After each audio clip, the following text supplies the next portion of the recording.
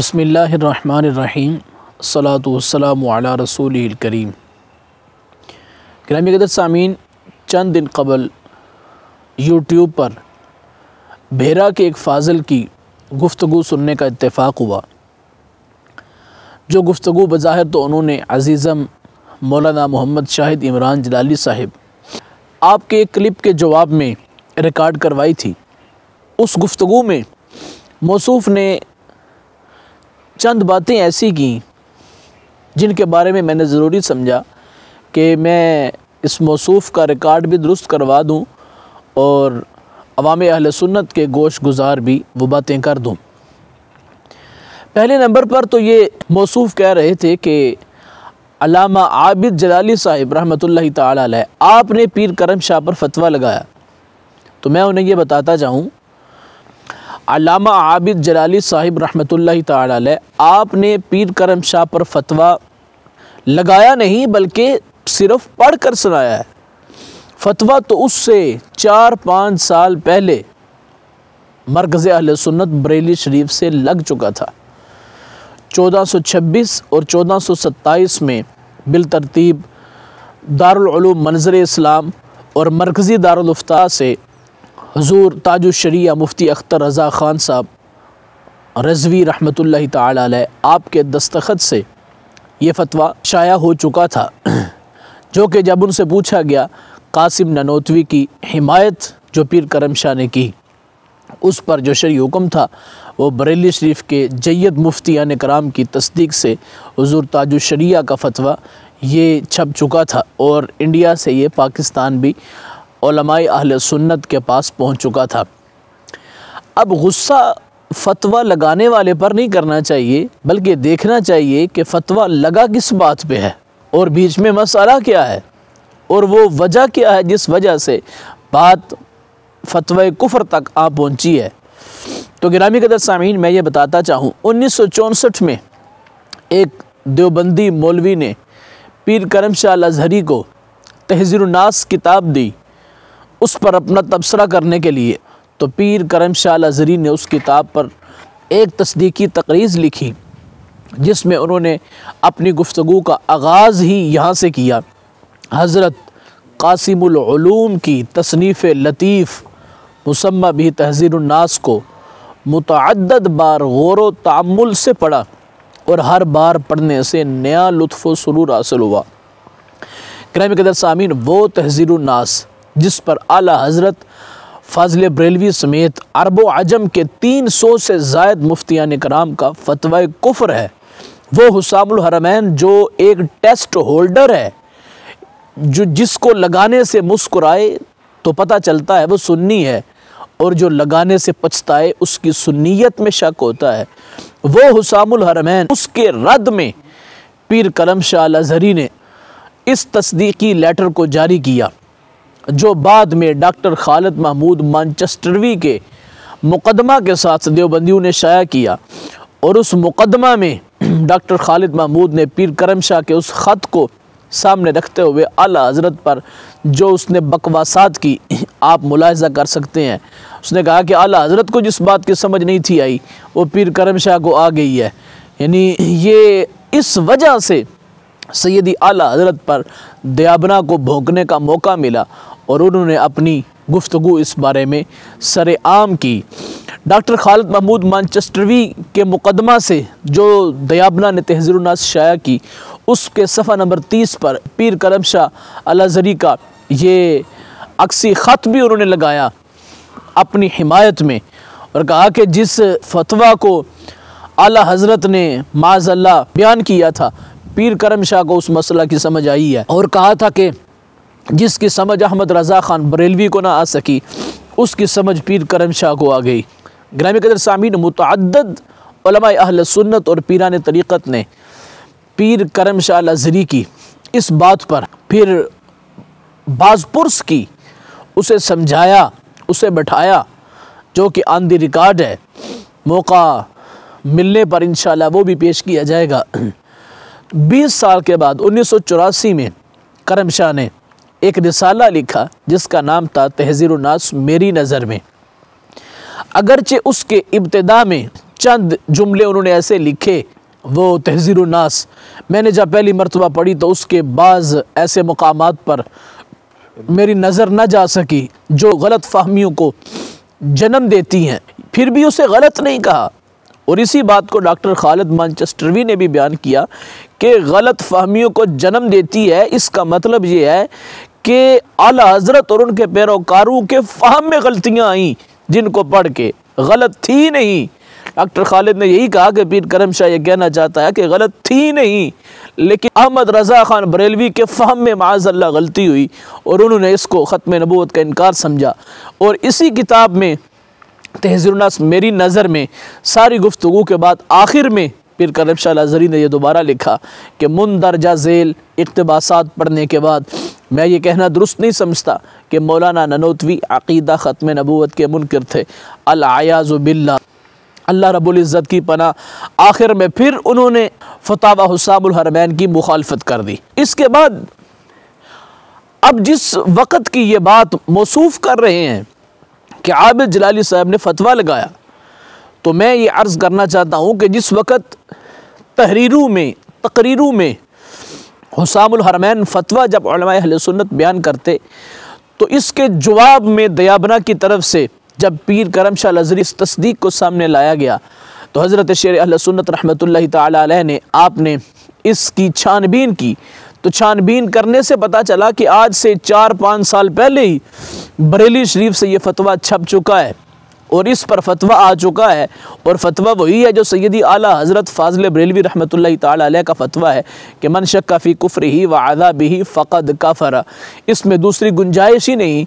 अगर कोई बद मज़हब तस्दीक करे तो उस बद मज़हब तहज़ीरुन नास की तस्दीक करे तो उसके वास्ते भी वही फतवा है, और अगर कोई हमारा हो के तस्दीक करे तो उसके वास्ते भी वही फतवा है। आपने उस फतवा को आगे बयान कर दिया और सारी सूरत हाल अवाम अहले सुन्नत के सामने रखी। तो अब जो मैं बात करने लगा हूँ ये नहायत ही ज़रूरी बात है और बड़ी तवज्जो तलब बात है।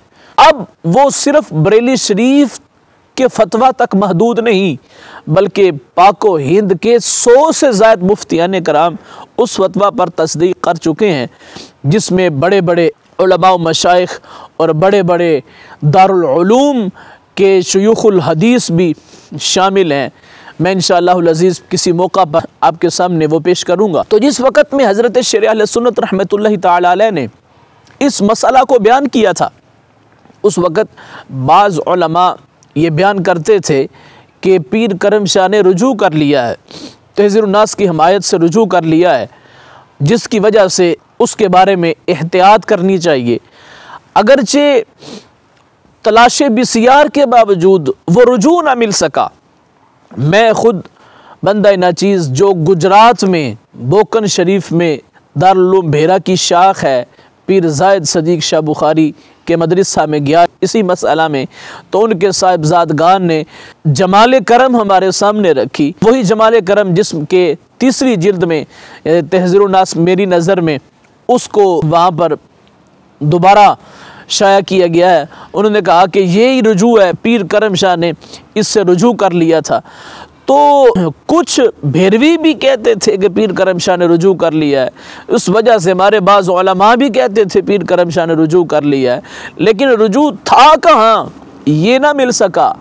आज इस मौसूफ़ की बात सुन के तो मेरे रोंगटे खड़े हो गए, जो कितनी ढटाई से कह रहा था कि पीर करम शाह ने अगर आला हज़रत की राय के ख़िलाफ़ अगर दिया है तो इसमें कौन सी कबाहत लाजिम आ गई है। तो पीर मोहम्मद करम शाह लाज़री रहमतुल्लाहि ताला अलैह से कौन सा कसूर सरजद हो गया था जनाब कि उन्होंने अगर अपने दादा उस्ताद आला हज़रत अज़ीमुल मर्तबत से बसद अदब अगर उन्होंने जो है वो उनकी उस राय पर आप नहीं चले और आपने कुफ्र का फतवा सादर नहीं किया, इसमें कौन सी कबात लाजम आ गई है। यानी मौसूफ़ ये कहना चाह रहे हैं कि अगर हुस्सामुल हरमैन को कोई ना माने तो क्या कबात लाजिम आती है। जनाब अपना रिकॉर्ड दुरुस्त कीजिए। कबात ये लाजिम आती है कि बंदा सुन्नी नहीं रहता। अगर सुन्नी नहीं रहता तो इसका मतलब है कि वो हिदायत याफ्ता नहीं रहता।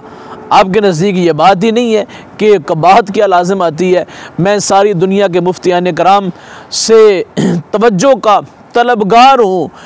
अलल ऐलान इस जुर्म को कबूल किया जा रहा है और इकबाल जुर्म और इकरार जुर्म किया जा रहा है कि अगर हुसामुल हरमैन की मुखालफत की जाए, आला हज़रत के उस फतवा की मुखालफत की जाए, कासिम ननोतवी पर फतवा ना माना जाए तो कबाहत क्या लाजिम आती है।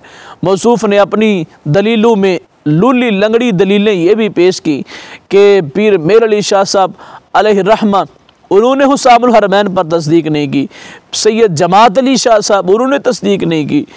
मैं आपसे पूछता हूँ कि ताजदार गोल्डा हज़रत पीर सैयद मेर अली शाह साहब रहमतुल्लाह तआला अलैह का विसाल होता है 1938 में, आला हज़रत अज़ीमुल मर्तबत का विसाल होता है 1921 में। आला हज़रत के विसाल के बाद 17 साल तक ताजदार गोल्डा जिंदा रहे।